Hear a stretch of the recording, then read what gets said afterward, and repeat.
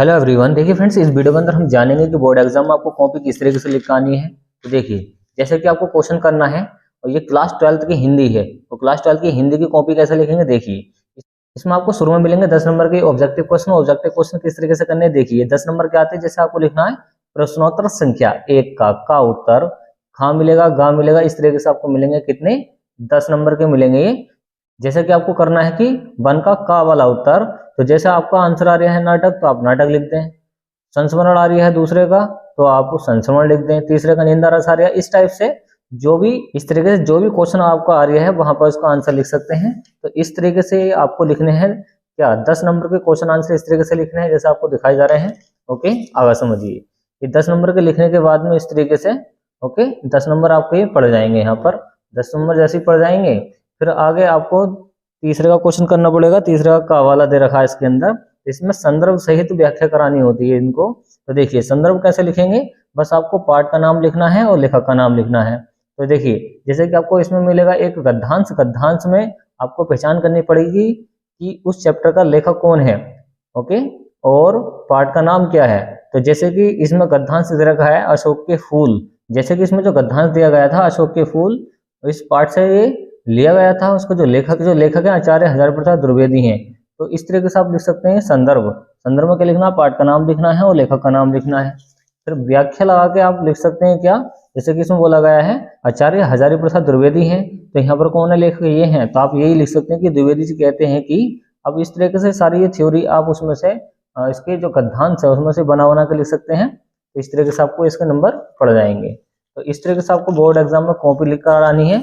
देखिए, जैसे कि तीसरे का गा वाला करना है, तो ये जो आंसर है ये भी इसके गद्यांश में से निकाला गया है। तो आप देख सकते हैं इस तरीके से लिखना है, और ये घा वाला है और ये डा वाला है। तो इस तरीके से सारे क्वेश्चन आंसर आप उसके गद्यांश में से निकालेंगे। ओके, तो इस तरीके से आपको ये नंबर पड़ जाएंगे। जो भी 2-2 नंबर के आ रखे होंगे वो इस पर नंबर आपको पड़ जाएंगे। तो इस तरीके से क्या होगा, आपको कॉपी लिखनी है बोर्ड एग्जाम में। जैसे कि प्रश्नोत्तर संख्या 4 का वाला करना आपको, तो इस तरीके से लिखें। देखिए, क्वेश्चन की पहले इस तरीके से डेड डैश हेडिंग लगा दें कि सुख भोग खोजने डेड डैश, ठीक, सरोज। तो यहाँ पर इस तरह से लिखने के बाद में आपको बताना है इस पद्यांश के अंदर ये जो पद्यांश है, ये जो पद्यांश है कहाँ से लिया गया है। तो आप पाठ का नाम लिखेंगे, कवि का नाम लिखेंगे, तो ये संदर्भ हो जाएगा। तो पाठ का नाम है बापू के प्रति, कवि का नाम है सुमित्रा नंदन पंत। तो इस तरीके से लिखने के बाद में आप कर देंगे रेखांकित अंश की व्याख्या। तो इस तरीके से आपको इसके भी नंबर पूरे मिल जाएंगे बोर्ड एग्जाम में। ओके, इसकी क्या है, व्याख्या है। तो व्याख्या लिखने के बाद में इसके आपको नंबर पड़ जाएंगे, जो भी इसके 4 नंबर आ रखे होंगे। प्रश्नोत्तर संख्या 4 का ग वाला ही इसी में से छांट कर लिखना है। ओके, तो इस तरीके से आपको बोर्ड एग्जाम में कॉपी लिखनी है।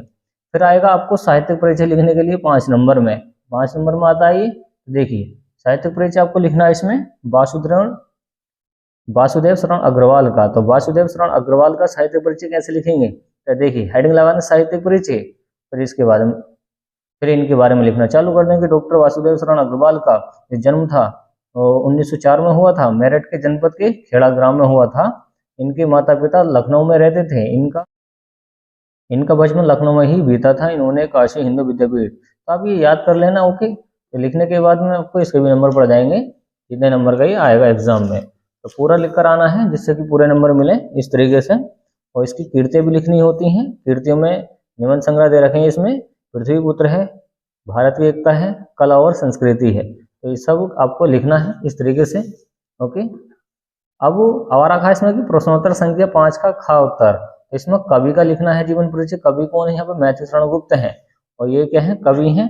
इस तरीके से आप लिख सकते हैं जो इसके मेन पॉइंट है। जैसे कि जन्म कब हुआ था, 1886 में हुआ था, और ये झांसी के चिरगांव के रहने वाले थे। पिता का नाम सेठ रामचरण गुप्त था। तो इसका जो मेन पॉइंट है आपको ब्लैक पेन से हाईलाइट करने पेपर के अंदर। तो इस तरीके से आपको ये बोर्ड एग्जाम में लिखना है। ओके, तो ये पूरा इनका क्या आ गया, साहित्यिक परिचय आ गया है कवि का। इनकी रचनाएं हैं, गुप्त जी की समस्त रचनाएं 2 प्रकार की हैं। ओके, तो लिख सकते हैं अनुदित रचनाएं और मौलिक रचनाएं। और इनमें कौन कौन सी रचनाएं फेमस है इनकी, साकेत फेमस है, भारत भारती फेमस है, यशोधरा ये बहुत ज्यादा फेमस है, ये जो इनकी कीर्ति है। तो इस तरीके से आप ये लिखेंगे। ओके, चलिए और क्या आपको लिखना है, जैसे कि देखिए ये मोस्ट टाइम है पेपर के लिए, ये पंचलाइट। ये पंचलाइट 5 नंबर का हर साल के साल आपको लिखना होता है। और पंचलाइट पढ़ सकते हैं किस तरीके से लिखी हुई है। कि पंचलाइट रेणु जी की आंचलिक कहानी है। कहानी में बिहार के एक पिछले गांव के बारे में बताया गया है। महतो टोली में अशिक्षित लोग रहते हैं, उन्होंने रामनवमी के मेले से पेट्रोमैक्स खरीदा था, जिसे वह पंचलाइट कहते हैं। पंचलाइट को ये सीधे साधे लोग जो है सम्मान की चीज समझते हैं। पंचलाइट को देखने के लिए टोली के सभी बालक, औरत और मर्द इकट्ठे हो जाते हैं। सरदार अपनी पत्नी को आदेश देता है कि वह शुभ काम के लिए पूजा पाठ का इंतजाम कर ले। सभी उत्साहित हैं, परंतु समस्या ये उठती है कि पंचलाइट जलाएगा कौन। तो इस टाइप की थ्योरी ये 5 नंबर की आएगी, इतनी आपको लिखनी है। पूरी पढ़ने की कौन सीधे साधे जो लोग हैं वो पंचलाइट को, पेट्रोमैक्स को जलाना भी नहीं जानते हैं। जो पंचलाइट है वही पेट्रोमैक्स है, जलाना भी नहीं जानते हैं। इस टोली में गोधन नाम का ये कोई लड़का है, वह गांव की मुनरी लड़की से प्रेम करता है। मुनरी की माँ पंचू से गोधन की शिकायत कर देती है। वह उसके घर के सामने सिनेमा का गाना गाकर निकलता है। इस कारण क्या होता है, उसे जाति से वो निकाल देते हैं और मुनरी को पता चल जाता है कि गोधन पंचलाइट जला सकता है। वह चालाकी से यह बात पंचों तक पहुंचा देती है। पंच दोबारा गोधन को जाति में ले लेते हैं। वह पंचलाइट को जला देता है और मुनरी की माँ खुश होकर गोधन को शाम के खाने पर बुलाती है और वह गोधन से कह देती है, तुम्हारा 7 खून माफ, खूब गाओ सलीमा का गाना। तो इस तरीके से उनकी बात बन जाती है और लास्ट में कह देती है कि कहानी का कथानक सजीव है। सीधे साधे अनपढ़ लोगों की संवेदना को इस कहानी में रेणु जी ने बताया है। तो ये देखिए हर साल के साल 5 नंबर की आती है, पूरे आपको 5 नंबर मिल जाएंगे। तो इस तरीके से आपको बोर्ड एग्जाम में कॉपियाँ लिखनी होती हैं, आप देख सकते हैं। सारे क्वेश्चन आंसर क्या है आपको याद करने चाहिए बोर्ड एग्जाम के लिए।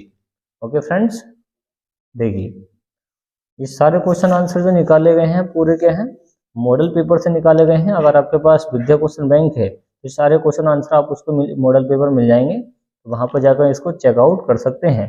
ओके, ये इस तरीके से कॉपी भरी जाएगी, रोल नंबर जो भी है इस तरीके से आप लिख सकते हैं। ओके, तो कॉपी इस तरीके से लिखी जाएगी, आपको लिखनी आनी चाहिए कॉपी। ओके फ्रेंड्स, ये 4 का वाला उत्तर है, जैसे कि अभी आपको बताया है। और ये देखिए व्याख्या काफी आसान होती है। ये जो व्याख्या है ये उसी गद्यांश में से, पद्यांश में से बना के लिखनी होती है अपनी भाषा के अंदर। और ये याद रखें 10 नंबर के, जिसके ये 10 में से 10 पक्के हो गए शुरू वाले, उसके नंबर पहुंच जाते हैं 90 प्लस नंबर पहुंच जाते हैं, क्योंकि जो 10 नंबर के शुरू में ये ऑब्जेक्टिव क्वेश्चन है, क्योंकि इसमें ही थोड़ी प्रॉब्लम आ जाती है, इसमें हम बनाकर नहीं लिख सकते। इसी में थोड़ी सी प्रॉब्लम आ जाती है कि हम इसमें थोड़ा बहुत बनाकर नहीं लिख सकते। अगर याद है तो नंबर पड़ेगा, नहीं तो नहीं पड़ेगा। तो इसमें सारे ही नंबर करेक्ट हैं, क्योंकि इसमें पहले ही चेक आउट करे हुए थे। ओके, तो इस तरीके से आप लिख सकते हैं इसको, कॉपी को। तो उम्मीद है फ्रेंड्स आपको ये वीडियो पसंद आई होगी, तो वीडियो को लाइक एंड शेयर कीजिए, चैनल को सब्सक्राइब कीजिए। Thanks for watching guys. Next वाली वीडियो के अंदर जिसमें हम दूसरी कॉपी लिखेंगे इंग्लिश की। ओके, चलिए फ्रेंड्स।